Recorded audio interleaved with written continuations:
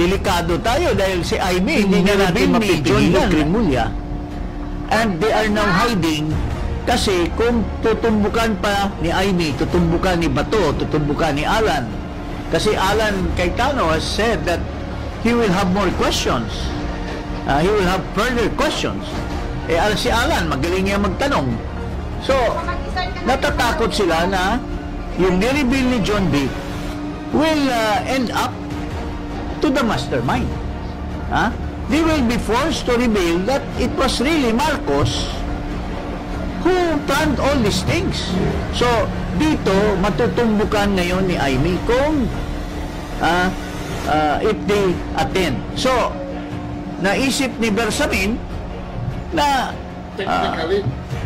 iti-technical natin ito, Mr. President, dahil malalaman ngayon ng taong bayan na ikaw mismo ang nagplano nitong lahat dahil sa pagkabigatibo mo, Mr. President.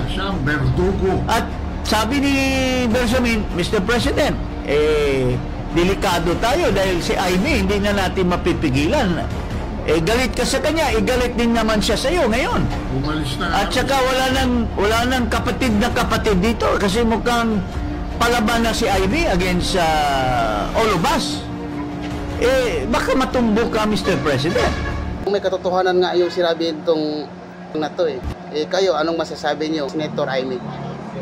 Comment nyo lang dyan sa bawah, pag-usapan natin kung anong opinion nyo sa ginagawang hakbang ni Senator Amy laban sa administrasyon ngayon, sa kapatid niya.